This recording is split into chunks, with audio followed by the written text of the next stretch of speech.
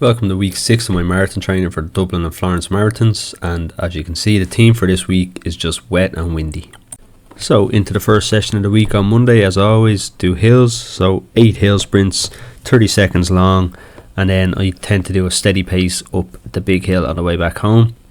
Later in the evening then, I went to the swimming pool and I did 1800 meters. This is broken down by a few 100-meter reps, and what I did was I used some swimming fins to do 50-meter reps, and basically the purpose of this is that it strengthens your ankle and the way that the fins move in the water and stuff. So it's actually a good way of getting a bit of extra strength work in for running, but I'm doing a very easy on the body activity in swimming, so I'm kind of getting a double benefit here of fitness as well as building up the muscles in my ankles and stuff like that.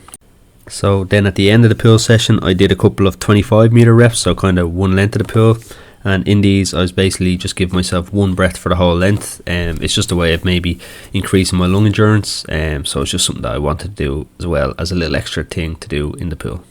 So moving on to Tuesday then, and we're doing a speed day. So this session was 3 by 5k with a 1k rest in between. And that 1k rest is kind of ran at a steady enough pace that I'm recovering and just going slow. So I'm not trying to maintain any real pace. It's just an easy effort. So the 5k reps are done at my threshold pace, which is, for the first rep I did 3:39 average per kilometre, the second rep was 3:42 average, and the third rep was 3:46. So you can see I'm getting slower with each rep. I think this was actually more to do with the conditions. I was running more into wind on the later runs and kind of a bit more uphill. But yeah, I maintained within my threshold the whole time, and it's a pretty good session. It's a mix of speed and endurance, so basically endurance speed, and it's a good one to do in marathon training. It's not too taxing on the body that you won't be able to run the next day, but it definitely builds up a bit of endurance.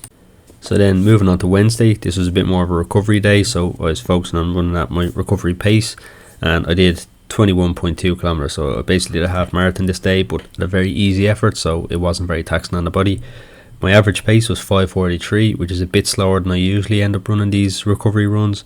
The main reason for that would have been the intense session on the Tuesday, so this kind of having to stick to this pace to hit my heart rates kind of shows that my body was a bit more fatigued by doing a speed endurance session, but that kind of also shows that the session is a good one to do. It is building my fitness, and it's obviously not an easy session to do, so this session being slower shows that the session on Tuesday was definitely worth doing, and I'll see benefits from that in the future. And then by doing this session at these speeds, I'm helping my body to recover by getting the blood flowing, so that's why I call it a recovery run. And I'm just gaining a bit of fitness at the same time by doing not too hard of an effort, and then I'm ready to go for Thursday, which is again some speed work. So then we get to Thursday, which is usually a double threshold day, in which I usually go to the track. This day was horrible weather out, it was lashing rain, and I was also feeling a cold coming on, so I made the decision to go and do my workout in the gym instead in the morning. So to replace the track, I just got on the treadmill and did the same session that I would have done on the track. The treadmill obviously makes it a bit easier, there's no wind or resistance or anything against me, but the main thing is just hitting these paces that I'm just trying to get the legs used to that pace. So this session I did my my kilometre warm up, and then I did 9 by 1 kilometre, and my pace for this was 3:29, so this is the high end of my threshold pace, but I'm doing it for 1 kilometre, which isn't too long of a distance in terms of marathon, so it's something that's sustainable through the whole range of reps, and it's something that will also boost my threshold levels and then make it easier to run a marathon pace for longer periods of time. So that was done in the morning, and then later on in the evening I did my second session of the day to make it a double. So this was a 2 kilometre warm up and then 3 by 3 kilometres on my threshold.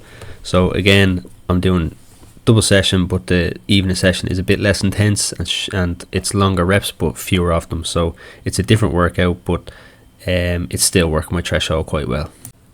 So for these 3k splits, the averages I was hitting was the first one 3:44 a kilometre, moved down to 3:38 per kilometre, and then the third set was 3:37 per kilometre. So I was progressing as I went on and going faster, which is something that I'm trying to teach my body to do in order to be able to run a negative split and finish the marathon at a faster pace than I started.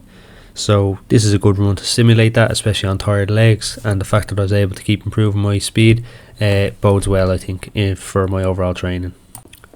So then moving on to Friday, and I did 17 kilometers. This one I did kind of in between my race pace and my recovery pace, so I was what you might refer to as a steady pace. So the average for this was 4:25 per kilometre over the 17 kilometres. So the goal of this run was to keep it in and around sub-3 pace, which is 4:17 per kilometre, and I just was a little bit slower than that, but in general it was a good endurance run, but not at too taxing of a pace. So it builds your kind of aerobic endurance, which is just your overall fitness, so quite a good run to do, and especially on tired legs. So then moving on to Saturday, and this was a recovery day, especially because the cold I was kind of feeling it a bit more this day. So I did 17 kilometres again, and this time it was at 5:26 pace. So this is about a minute slower than the run yesterday, which was a bit more of a steady pace. So that kind of shows the difference between my recovery pace and my even in between steady pace compared to my marathon pace, which is around 3:50.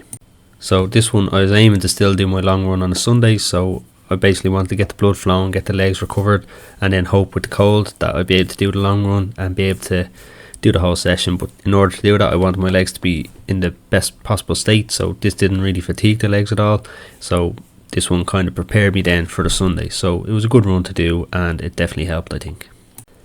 So moving on to Sunday, I really wasn't sure how this run would go, whether I'd have the energy, because previous days in the gym I just didn't have the same energy I usually have. So I could tell the cold was affecting me a bit, but what I did was I just made sure to not try to start running too early. I kind of ran in the middle of the day, and the idea behind that was that I just wouldn't be, underslept or anything like that. So I'd give myself the best chance of having energy, of having eaten good food that day, and then get out and do the run. So the goal behind this session was building up speed endurance. So I didn't run it at marathon speed, but I ran 10 seconds below marathon speed.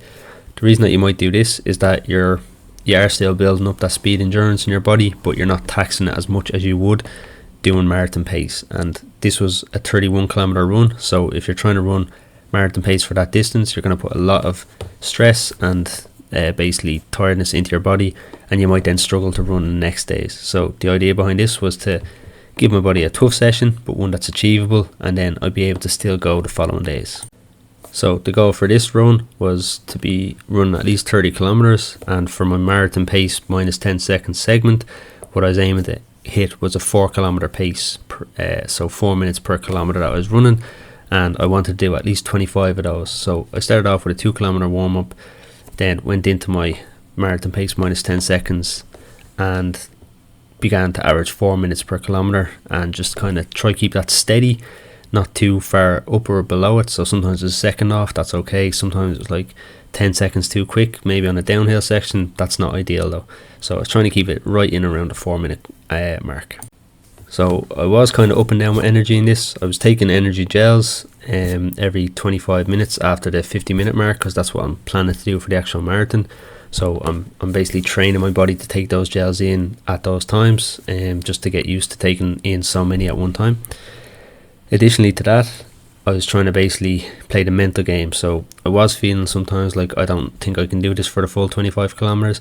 So I sort of broke it down into blocks. I said, okay, I'll get to 15 kilometers, I'll get to 10, 15 and 20 kilometers, and then I can think about stopping, but hit a certain point. So it became more of a mental game than a physical game. Even though I was physically tired, it's your mind that's able to push you through that, and that's the kind of thing that you're going to need on marathon day. There is a point going to come where your body is telling you to stop, and your mind just has to say that you're going to keep going.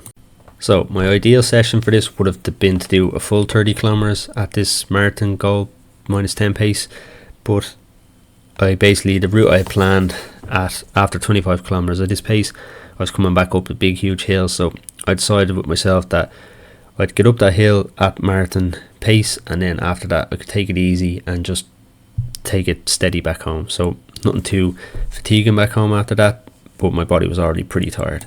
So basically that meant I'd gotten this 27 kilometers in, so I made a little 4 kilometer route in my head from where I was, and I just brought it home from there. So overall I got what I wanted done. I wanted to hit at least 30 kilometers, and I'm going to start building 30 kilometer runs into every week now from now on. And what that does just helps you prepare even more for marathon distance at the end of the day.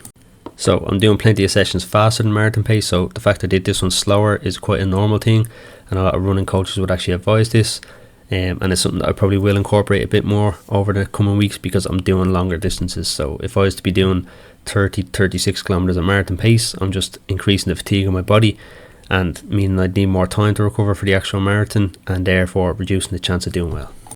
So to summarise this week's training, I got all my workouts in that I wanted to. I got 2 dedicated speed sessions and then this long run with dedicated speed work in there as well, just at a slightly slower speed than marathon pace.